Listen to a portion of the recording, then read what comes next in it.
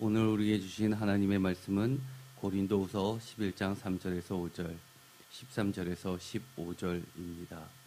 제목을 다 함께 읽어보도록 하겠습니다. 다른 예수, 다른 영들, 다른 복음을 전하는 광명한 천사로 가장한 사탄의 가짜 의의 일꾼들. 아멘. 너무 어렵죠? 그러나 오늘의 말씀은 우리로 하여금 정말 복음이 뭔지, 예수님이 무엇을 원하시는지를 분별할 수 있게 되는 귀한 시간이 되었으면 좋겠습니다. 사실 우리가 지금까지 여러 차례 선거를 해봤지만 참된 일꾼을 뽑는다는 것이 참 쉬운 일이 아닌 듯합니다. 점점 더 어려워지는 듯합니다.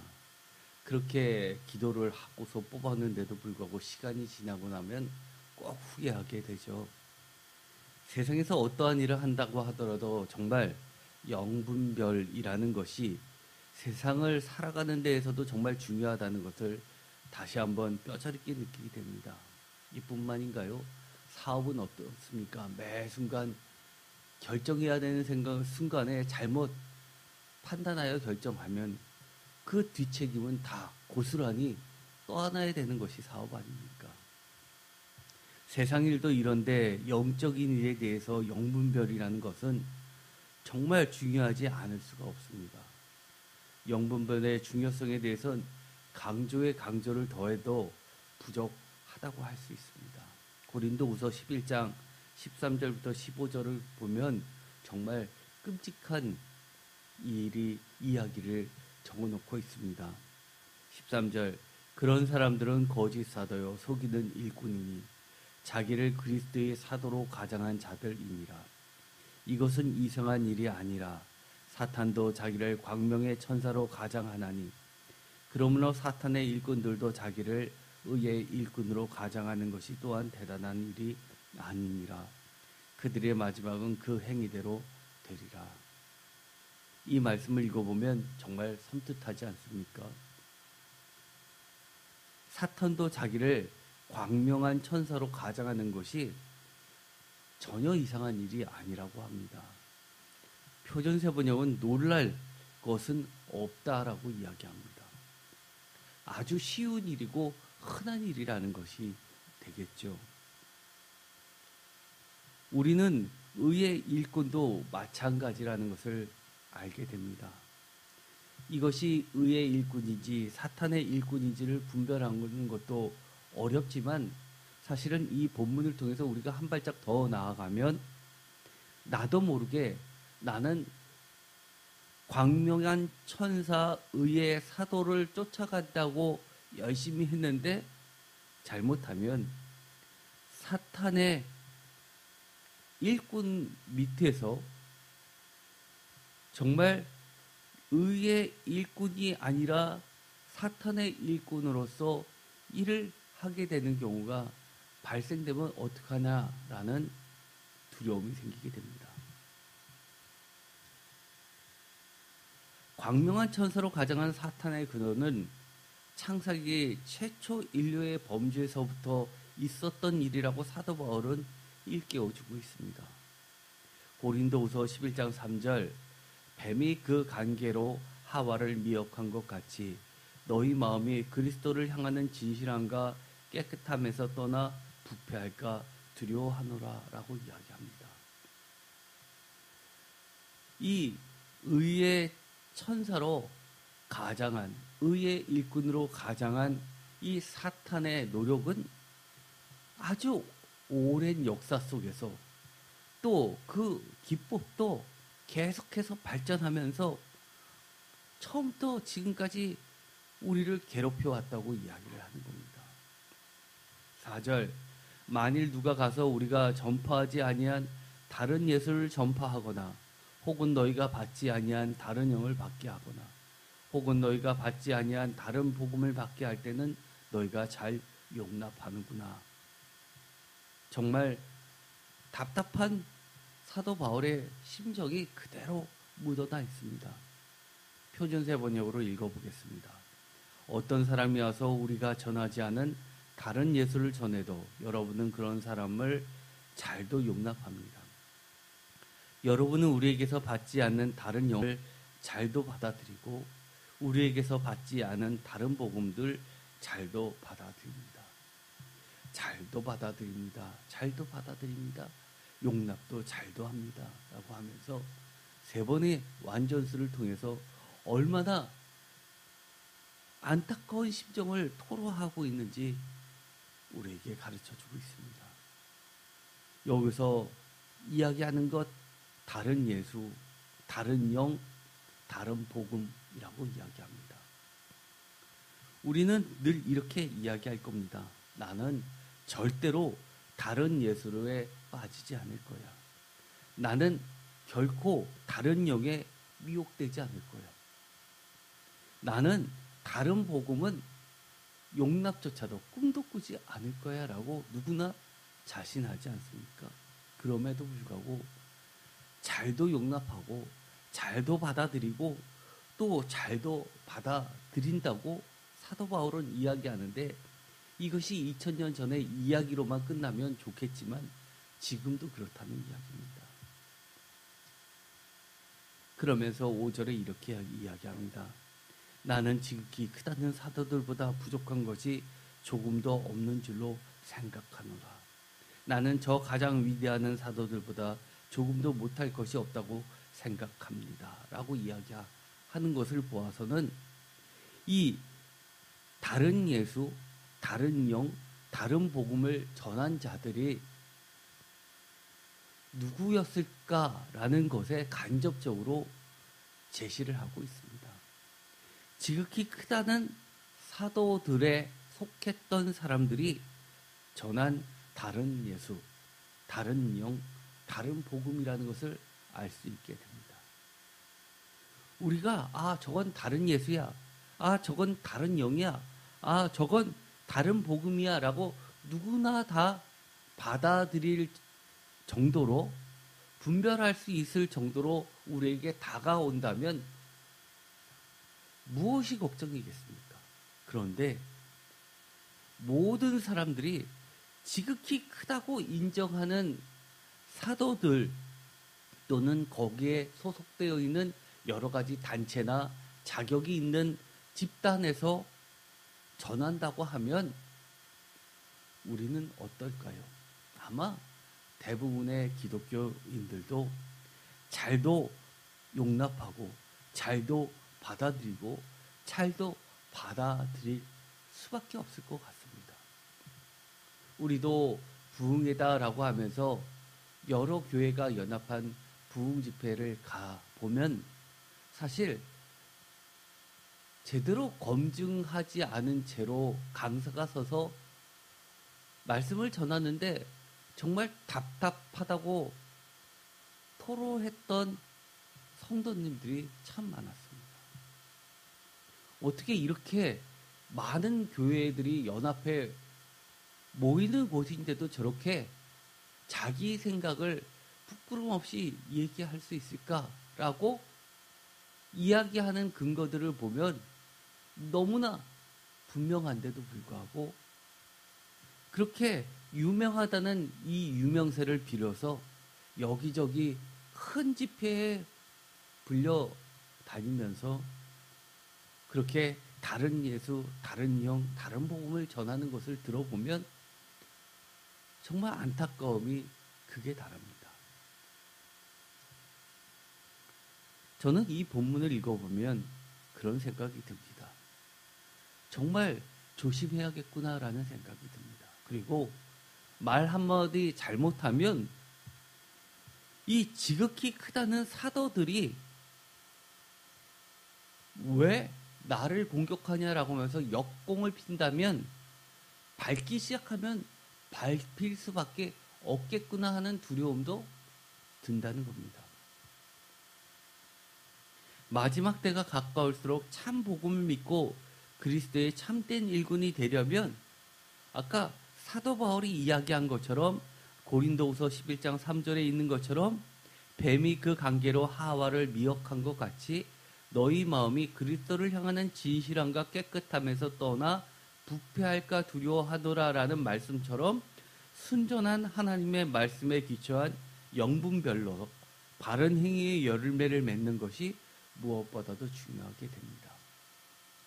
그리스도의 사도요 의의 일꾼의 궁극적인 목표는 우리가 잘 알고 있는 대로 복음을 전하고 지키는 겁니다. 이것은 하나님이 원하시는 것을 세상에 주는 것입니다. 너무나 당연하지 않습니까? 전략의 방법이나 과정도 지극히 크다는 사도들보다도 조금도 부족함이 없는 그리스도를 향한 진실함과 깨끗함으로 해야 된다는 겁니다. 효과에 대해서는 이야기하고 있지 않습니다. 어떻게 보면 효과에 대해서는 물음표입니다. 어쩌면 이 복음을 전하고 또 지키는 과정에서는 우리 눈에 보이지 않을 수도 있고 오히려 거꾸로 부족해 보일 수도 있습니다. 왜요? 이것은 철저히 하나님의 영역이기 때문입니다. 그런데 이것을 반대로 사탄의 것과 비교해 보면 명확해집니다. 사탄의 최종 목표는 무엇일까요? 우리가 지금까지 본 것처럼 거짓 복음, 다른 예수, 다른 영을 전하기입니다. 그러려면 어떻게 해야 될까요? 복음, 예수, 영에 약간만 바꿔놓은 거짓 복음, 다른 예수, 다른 영을 전하는 것이 목적입니다. 비슷해서 분간하지 못해서 잘 용납할 수밖에 없고 잘 받아들일 수밖에 없게끔 포장해서 사탄의 최종 목표를 이뤄나간다는 겁니다. 대표적인 것이 뭘까요? 세상과 세상 사람들이 원하고 바라는 것을 주는 겁니다. 아까 거와 무엇이 다를까요? 그리스도의 사도요 의의 일꾼의 궁극적인 목표는 복음을 전하고 지키는 것이라고 했습니다. 이것은 다른 말로 이야기하면 하나님이 원하시는 것을 세상에 주는 것이고 사탄은 그 반대로 세상과 세상 사람이 원하고 바라는 것을 주는 겁니다. 그래서 전략은 사탄 자신이 광명한 천사로 가장하고 또 오늘의 말씀처럼 하면은 지극히 크다는 사도들의 형태를 가지고 사람들이 누구나 저 정도면 됐어라고 권위를 인정할 만한 모양새를 갖추면서 다가온다는 겁니다. 그러면서 거짓 사도, 속이는 일꾼, 그리스도의 사도로 가장한다는 겁니다. 그렇게 하여서 그리스도를 향한 진실함과 깨끗함에서 떠나서 부패시키는 겁니다.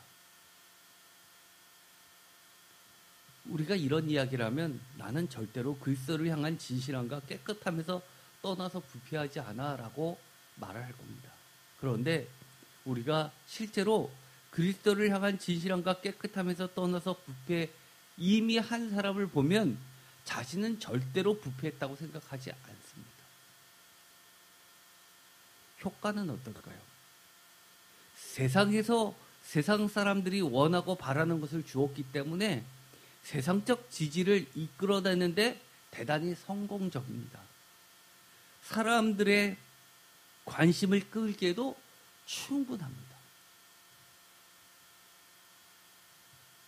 제가 2017년 7월 9일 날 갈라디아서 2장을 하면서 다른 복음 앞에 결코 포기할 수 없는 참 복음이라는 제목으로 말씀을 전한 적이 있습니다. 이것도 함께 찾아보시기 바랍니다.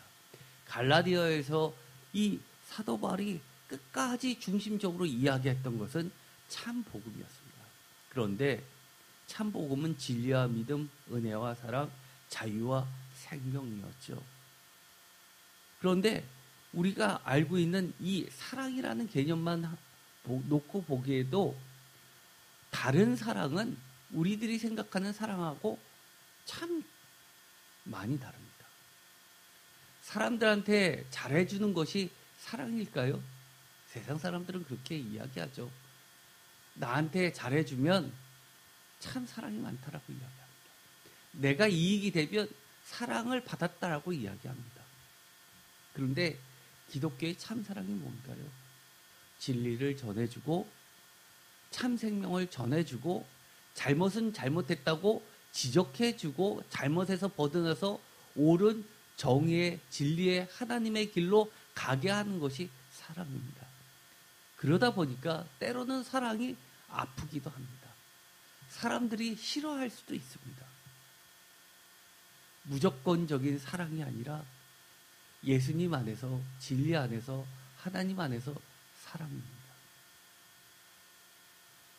이처럼 이 참됨은 다름과 확연한 차이를 보이게 됩니다. 갈라디아에서 이 사도 바울이 다른이라는 말을 쓴 것은 오늘 고린도후서에서도 마찬가지로 다른이라는 것은 원어로 헤테로스입니다. 그래서 오늘날 우리 보통 사람들이 쓰는 말이 있죠. 다양성을 회복한다고 해서 틀린 것이 아니라 다를 뿐이다 라고 이야기합니다. 그래서 다르다는 것은 상대적으로 이 오름이라는 커다란 범주 안에 끌어들입니다. 그럴 때 쓰는 이 헤테로스가 아니라는 겁니다. 사도 바울이 이야기하는 헤테로스는 헬라어인데 그것이 오늘날의 영어로 발전돼서 영어에서 헤테로스 하면 어떤 뜻이냐면 이단해라는 뜻입니다. 그때 당시에는 다르다라고 표현을 한 것이 점점점 발전돼서 지금은 이단이라는 뜻을 포함하게 됐다는 겁니다. 즉 사도 바울이 오늘의 본문에서 다른 예수, 다른 복음이라고 이야기하는 다른 영을 이야기하는 이 다르다는 것은 저주, 즉 진리를 찾아볼 수 없는 것을 이야기합니다. 예를 들어서 갈라디아서 1장 6절입니다. 다 같이 읽겠습니다.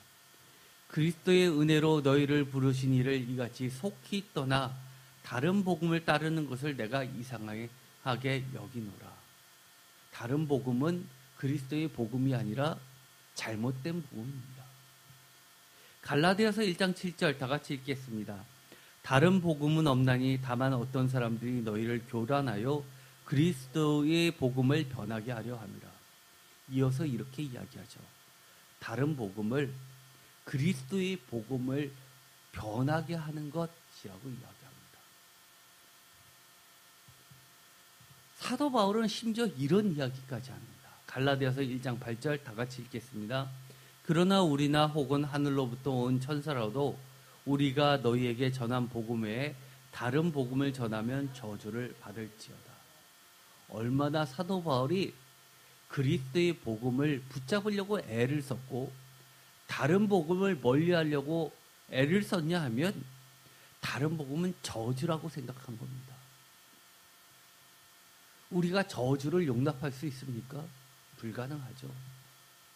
그 정도로 다른 복음은 참 복음에 대하여서 절대로 합할 수 없는, 그저 인간적인 관계 때문에 덮고 나아갈 수 없을 정도로 저주스러운 것이기 때문에 명확히 했던 겁니다. 때로는 진짜 복음을 지키다 보면 인간관계도 틀어질 수 있는 것이 바로 이 다른 복음 저주의 문제입니다. 갈라디아서 1장 9절 다 같이 읽겠습니다. 우리가 전에 말했거니와 내가 지금 다시 말하노니 만일 누구든지 너희가 받은 것 외에 다른 복음을 전하면 저주를 받을지어다. 아멘. 이 정도로 여러분의 태도는 분명하십니까? 진짜 복음과 다른 복음에 대해서 비슷하지만 이것은 진짜 복음 아니야 라고 하면서 명확하게 여러분 지지를 할 수 있습니까? 사실 쉽지 않습니다. 왜요? 가만 들어보면 많은 부분이 진짜 복음과 가짜 복음은 겹치기 때문입니다. 그런데 그 중에 슬쩍 세상에서 진짜 원하는 것, 그것을 끼워 넣습니다. 그래서 나중에 되면 세상이 원하는 것이 복음인 것처럼 변질되게 만듭니다. 오늘날에 그런 것이 뭐가 있을까요? 대표적인 것이 무엇일까요? 세상에서 무엇을 원하니까요? 세상은요, 자기한테 이익되는 거, 그리고 이로움을 주는 것, 그리고 자기네들이 잘 사는 게 되는 것, 이것들에 대해서 최우선시하게 되죠. 요즘에는요, 이런 분들을 많이 보게 됩니다. 정말 교회를 가게 되면 복 받는다고 그런 얘기들을 많이 하다 보니까 당연히 복 이꼴 복음이라고 생각하는 경우가 많아요. 다른 목사님이 저랑 차를 마시다가 그런 얘기를 했습니다. 제 설교를 여러 번 들어봤지만 제 설교는 너무 어렵다는 겁니다. 너무 은혜를 강조한다는 겁니다. 그렇게 하면 누가 새로운 새신자가 오겠냐라고 이야기하면서 교회 오면 복 받습니다. 잘 살게 됩니다. 이런 얘기를 자주 해야지 새로운 사람들도 와서 정착을 하지, 나처럼 은혜 강조하면 누가 교회에 정착하냐고, 언제 부흥할 거냐고 이야기했습니다. 한번 성도님들한테 물어보라는 겁니다. 정말 제가 하는 설교에 대해서 만족하냐고 물어보라는 겁니다. 저 사실 충격 먹었습니다. 제가 그랬습니다.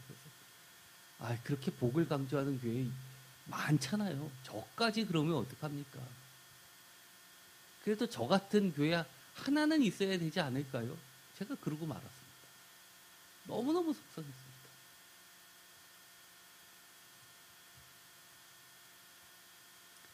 그리고요, 저도 이렇게 보면 저를 찾아오시는 다른 교회 다니시는 분이 그런 이야기 합니다.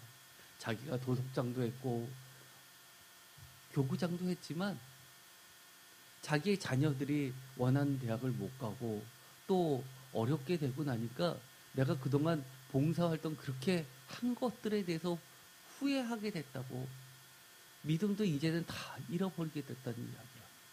왜 그렇게 됐을까요? 잘 사는 것 이꼴 어느 순간 그것이 진짜 복음인 것처럼 변질되었기 때문입니다. 내가 경제적으로 풍요롭게 되고 내가 세상에서 성공하지 못하면 마치 내가 복음에서 멀어진 것 같은 착각에 빠지게 만들었다는 겁니다. 이것은요, 언제부터 이런 문제들이 시작됐을까요? 언제부터 교회들이 그렇게 됐을까요? 사실 요즘에 기준으로 했을 때 대형교회라고 하는 교회들이 하나같이 공통점이 있죠. 물론 성도님들이 잘 사는 성도님들도 많지만 문제는 그 말씀을 전하는 담임 목사들의 추구하는 방향이 성공, 부 이런 것들 아닙니까? 설교 내용의 대부분이 그런 것들 아닙니까?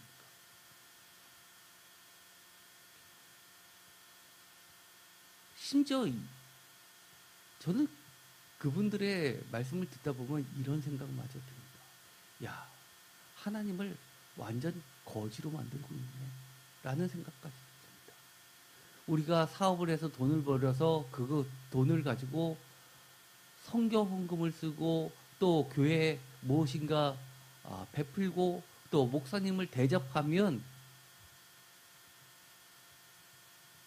그것이 진짜 내가 시당인이 되는 것처럼 그렇게 착각하게 만드는 것, 사실 그런 것들 우리가 지금은 좀 돌아봐야만 합니다.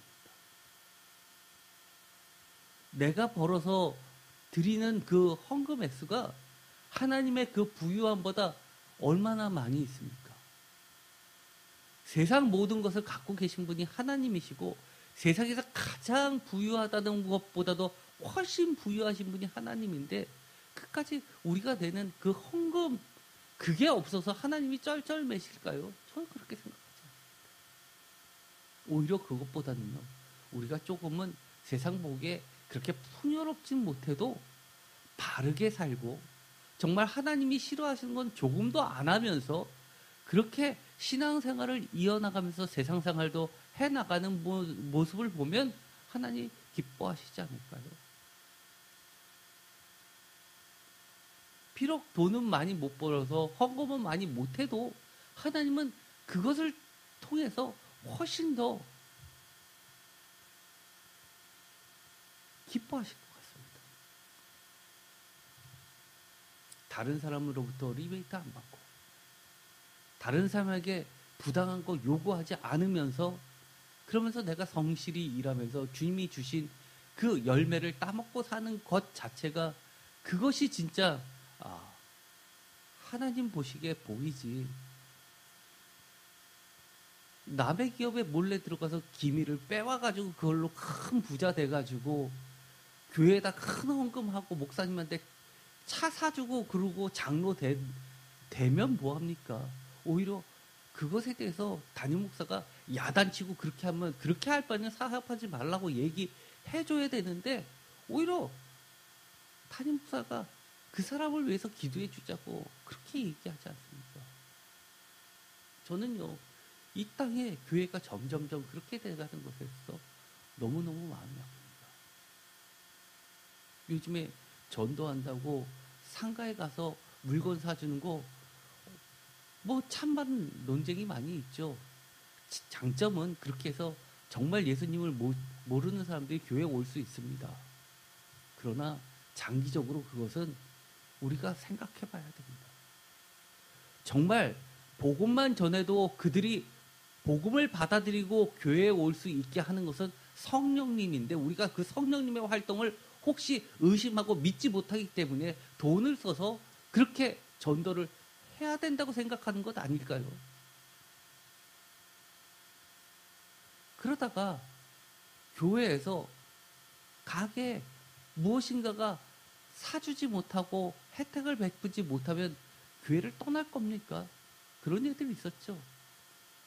한참 코로나 할 때 데모하는 교회 주변에는 상가들이 오히려 교회에다가 소송까지 걸었지 않습니까? 방역 위반이다라고 하면서. 저는 그렇게 생각합니다. 마지막 때가 가까울수록 참 복음을 믿고 그리스도의 참된 일꾼이 되려면 무엇보다도 순전한 하나님의 말씀에 기초한 영분별로 바른 행위의 열매를 맺는 것이 무엇보다도 중요하다고 생각합니다. 이것은 쉽지 않은 일이고 어떻게 보면 사도 바울처럼 정말 저주와의 싸움이 될 수도 있는 겁니다. 내가 이거 하나 용납하면 결국은 하나님 앞에서 마지막 그리스도의 심판대에서 저주를 입을지 벗어날지를 결정짓는 중요한 잣대가 될 수 있습니다. 오늘의 말씀은 제가 이것으로 마치려고 합니다. 우리 눈에 보이는 것으로 판단하지 마시고 비록 우리가 세상에서 그렇게 누구나 인정하는 그 길이 아니라 하더라도 하나님이 기뻐하시면 우리의 영분별을 통하여서 정말 참된 그리스도인으로 모두 살아가시는 귀한 성도님들 되시기를 축원드립니다. 기도하고 마치겠습니다. 하나님 감사합니다. 우리가 그동안 주님을 믿는다고 하면서 세상에서 찾고 원하는 것을 진짜 복음인 것처럼 믿고 따르려고 했었던 점들이 있었음을 회개합니다.